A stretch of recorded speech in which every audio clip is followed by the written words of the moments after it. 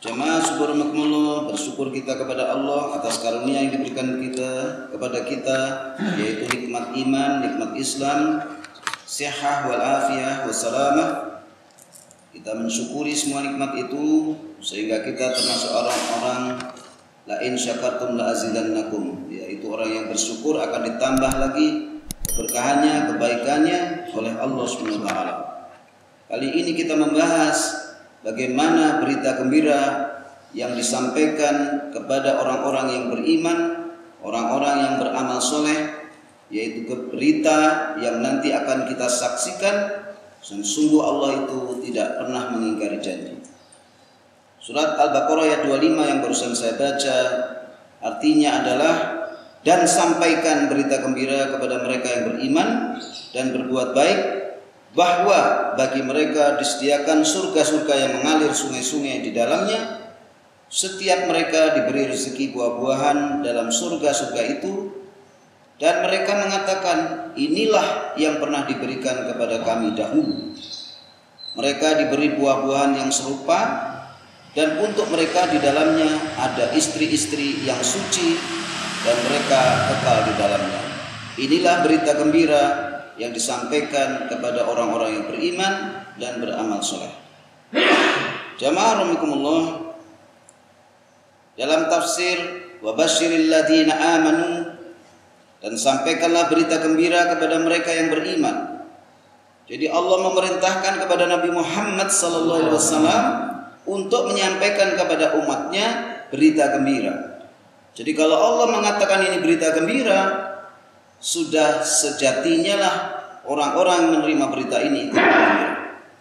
Apa dengan gembira itu? Gembira itu membangkitkan energi untuk bagaimana bisa mendapatkan apa yang dijanjikan Allah, yaitu berupa surga yang mengalir sungai-sungai di dalamnya. Menyampaikan berita gembira adalah hal yang penting buat manusia yang memiliki motivasi. Suatu motivasi bisa dibangkitkan apabila diberikan sesuatu yang membahagiakan baginya. Makna dari tabsyiri adalah memberi kabar gembira yang menjadikan wajah orang yang diberi kabar terlihat berseri-seri. Apalagi nanti begitu melihat benar apa yang dijanjikan Allah, ia tambah lebih bahagia, tambah lebih berseri-seri. Kemudian as-salihat, yaitu amalan-amalan kebaikan, yakni amal-amal yang diwajibkan dan disunahkan oleh Allah kepada mereka yang dikerjakan secara istiqomah, berarti tidak musiman, tapi secara ajak, rutin, periodik melaksanakan amal soleh. Dan surga dapat diraih dengan keimanan dan amal soleh. Lalu jannatin pakai tanwin in, artinya jamak, surga-surga, yakni taman-taman. Dan al-jannah itu merupakan nama dari tempat pembalasan orang-orang mukmin. Jadi memang ini tempat yang menjadi pembalasan atau sesuatu yang akan diwariskan kepada orang mukmin, yang terdiri atas taman-taman yang banyak. Raudhatun min riyadil jannah, taman-taman surga. Tajri min tahtihal anhar, yang mengalir sungai-sungai di dalamnya. Ya, contoh aja rumah Pak Dodi dikasihin kolam yang mengalir sungai. Supaya apa? Supaya terasa nyaman. Begitulah manusia mendengar suara air. Karena air adalah sesuatu yang menghidupkan bumi ini setelah matinya. Air ini dominan diperlukan manusia. Bahkan tubuh kita perlu air. Dengerin air mengalir, nikmat sekali. Bagaimana nanti di surga? Sungai-sungai mengalir, ada istana-istana yang disediakan untuk orang beriman. Dan yang mengalir di bawah pohon-pohon surga dan istana-istana. Jadi ada pohon, ada istana, ada air. Kita kan suka buat istana-istanaan ya, buat saung, batu alam dipakai untuk membuat kolam. Kita mencoba membangun imajinasi kita tentang kenikmatan. Nah, kalau ini bukan imajinasi, ini realisasi. Yang kita akan nikmatin khalidina fiha abadan abada, selamanya dan selamanya. kullama ruziqu minha min samarah. Setiap mereka diberi rezeki buah-buahan. Samarot artinya buah-buahan. Buah-buahan yang pernah kita jumpai di muka bumi ini, tapi kualitasnya jauh berbeda. Jauh berbeda. Kemudian yakni salah satu jenis buah dari berbagai jenisnya. Apel itu ragamnya macam-macam. Jeruk ragamnya macam-macam. Bahkan buah-buahan ini disodorkan menjulur kepada siapa saja yang menginginkannya. Belum sampai metik, itu pohon sudah menjulur mendekatkan diri. Begitu dipetik, itu buah langsung tumbuh lagi yang baru. Sekarang kalau kita betul-betul menerima berita gembira ini dari zat yang maha tidak mengingkari janji, udah kebayang nikmatnya gimana. Sekarang boro-boro di rumah ada jeruk sama pisang, nggak ada, mau beli harus keluar, takut PPKM. Jadi gimana? Ya udah di rumah aja. Kalau itu kita dianterin di tengah pohon, mengalir sungai, buahnya mendekat kepada kita. Dia seolah-olah, nih, aku diperintah Allah untuk menjamumu. Jadi kita makan, rasanya bukan main nikmat. Belum lagi di dalamnya ditemani oleh istri-istri yang cantik-cantik dan suci. Bukan hanya cantik, suci.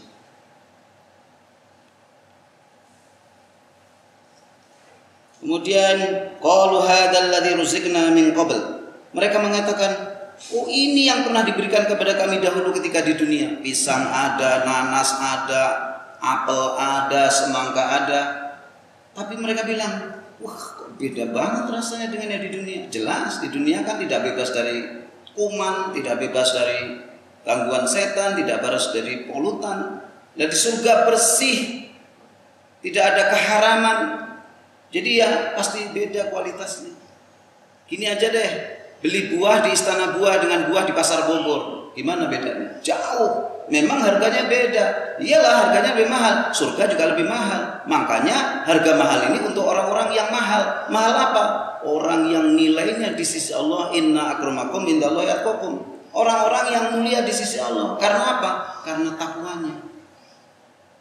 Jadi Allah membalas dengan sesuatu yang amat tinggi, yang amat mahal. Istana Buah aja di Bogor satu-satunya di Jalan Pajajaran, itu buahnya pasti bagus, ngelihatnya bersih, enak. Coba di Pasar Bogor, beda. Nah, buah dunia dengan buahnya surga, wah bedanya seperti langit dan bumi. Yakni buah ini mirip dengan buah yang sebelumnya mereka makan, dengan warna yang sama, namun ukurannya, rasa dan aromanya berbeda. Selera makannya luar biasa. Gak ada itu, gak bisa nyium, gak ada itu, gak bisa ngerasa, gak ada. Covid, goodbye Covid, gak ada. Kemudian sehingga ketika mereka memakannya, mereka mendapati rasa buah itu berbeda dari sebelumnya. Mutasyabiha. Jadi kan lengkapnya qaulu hadzal ladzi ruziqna min qablu mutasyabiha, yang serupa, yakni serupa dari sisi kualitas yang tidak ada kekurangannya, sempurna, tidak ada cacat itu buahnya. Walahum fiha azwajum mutahharah, dan untuk mereka di dalamnya ada istri-istri yang suci. Apa maksudnya istri yang suci? Salah satu istrinya yang soleha dijadikan bidadari. Dia paling tercantik di antara istri-istri yang disucikan. Kenapa? Karena dia menemani kita di dunia, ikut naik turunnya guncangan gangguan bumi, ya, gangguan kita selama di dunia. Karena dia selalu taat sama suaminya ridho, itu istri paling cantik di antara bidadari. Suci itu apa suci? Gak pernah dijamah, gak disentuh, gak menstruasi, nggak ke kamar kecil, nggak ke kamar besar, nggak, bersih, muda, tingginya seperti Siti Hawa. Yang laki-laki tingginya semua sama seperti Nabi Adam alaihissalam. Pak Syarif umurnya 33. Wah, berapa gantengnya Pak Syarif? Mudanya aja ganteng. Iya toh? Amin, amin, amin, amin, amin. Sekarang aja ganteng. Ya, Pak Syarif ganteng. Apalagi Pak Bowo, tambah ganteng lagi. Rambut Pak Bowo nggak akan putih seperti ini, hitam kelam, Wah, kayak Jenderal Prabowo. Ya.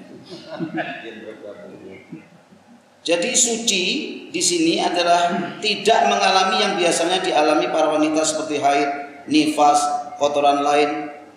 Nggak ada. Bahkan nggak ada orang penduduk surga itu yang buang gas, nggak ada. Semuanya enak, wangi. Bayangin tuh, kira-kira nggak pengen deket terus nggak? Nah, Pak Bowo mah bakal lengket di situ. Nggak mau kemana-mana, kenapa? Enak ngeliat di situ, cantik, wangi, pesta top pokoknya, top markot. Inilah yang dimaksud suatu kenikmatan yang kekal abadi dan tidak terputus. Allah nanti orang yang berhasil dimasukkan surga, Allah cuma ridho pingin ngasihin hadiah, udah nggak ada kewajiban. Bayangin itu kewajiban nggak ada. Sini masih ada sholat, masih ada zakat, infak, sedekah, haji, itu nggak ada. Selamanya Allah senang memberi hadiah hidangan Al-Maidah kepada orang-orang yang sudah dimasukkan ke surga. Jamaah rahimakumullah, apa maksud ayat ini? Memberikan motivasi, semangat yang terus-menerus bagi kita. Jangan sampai dikelabuhin dunia, akhirnya kita tidak berhasil masuk surga. Wa mal hayatud dunya illa mata'ul ghurur. Dan tidaklah kehidupan dunia ini akan memperdaya kalian. Sehingga apa? Tidak berhasil masuk surga, terperdaya dunia. Jamaah rahimakumullah, Allah akhirnya menyebutkan tentang kediaman mereka, tempat yang paling patut untuk orang-orang beriman dan beramal soleh, dan tempat itu adalah sebaik-baik tempat tinggal yang pernah kita jumpai. Itulah rumah yang sejati dari kita. Jadi rumah yang hebat-hebat di rumah ini, yang besar, yang ada ornamennya, ada kolamnya dan sebagainya, nggak ada apa-apanya. Nggak ada apa-apanya. Sehingga Allah berfirman, janganlah anak-anakmu, istrimu, kekayaanmu melalaikan kamu dari beribadah kepada Allah. Jadi kalau punya rumah dibagusin begini, Allahu jamilun yuhibbil jamal. Allah itu indah, suka yang indah-indah. Jadi gimana bangun rumah indah? Supaya semangat ibadah. Jadi kalau punya rumah dibangun bagus, makin nggak rajin ibadah, itu rumah sudah memperdaya. Gara-gara rumah dibangun bagus, enggan ke masjid, itu rumah sudah memperdaya. Jadi rumah yang betul itu apa? Al-baiti jannati, yang mengantarkan ke surga. Gimana? Orangnya tetap beriman, semangat amalan solihah, sehingga apa? Semua yang digunakan itu cuma untuk beribadah kepada Allah. Kemarin minggu pertama acara tawajuan di tempat Pak Musyafa yang rutin tiap bulan, Habib Abdul Rahman datang. Kamu cari istri, buat rumah, memugar rumah, membeli mobil yang bagus. Ingat, satu tujuannya, untuk meningkatkan kualitas ibadah. Kalau punya mobil sibuk ngelapin, malah jarang sholat, jarang ngaji, itu berarti mobil sudah memperdaya. Punya kolam, membuat kita sibuk, nggak sempat ngaji, nggak sempat ke masjid, berarti itu kolam sudah memperdaya. Apa gunanya buat gituan? Padahal nanti kolam yang seperti itu jauh lebih baik. Makanya dikatakan banyak manusia yang tertipu oleh kenikmatan dunia. Jadi Nabi Sulaiman itu punya kerajaan yang bagus, makin taat sama Allah, makin semua kebesarannya hanya untuk ibadah sama Allah. Kalau orang punya segala niatnya untuk ibadah, Allah kasih itu kemudahannya, dan Allah jamin di ahli surga. Tapi kalau punya kegiatan cuma untuk nikmat-nikmat diri, membuat kita lalai, itu sebenarnya adalah sesuatu yang berdaya kita.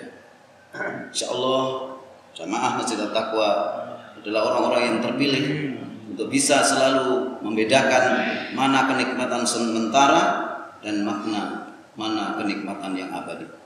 Amin. Allahumma ja'alna min ahlil jannah. Allahumma ja'alna min ahlil jannah. Allahumma ja'alna min ahlil jannah. Allahumma hdina wa hdi bina wa ja'alna minal muhtadin. Allahumma hdina siratal mustaqim. Qul atii'u Allah wa rasulahu la'allakum turhamun. Shadaqallahul adzim. Subhanakallahumma wa bihamdika asyhadu an la ilaha illa anta astaghfiruka wa atubu ilaik. Assalamualaikum warahmatullahi wabarakatuh. Waalaikumsalam warahmatullahi wabarakatuh. wabarakatuh.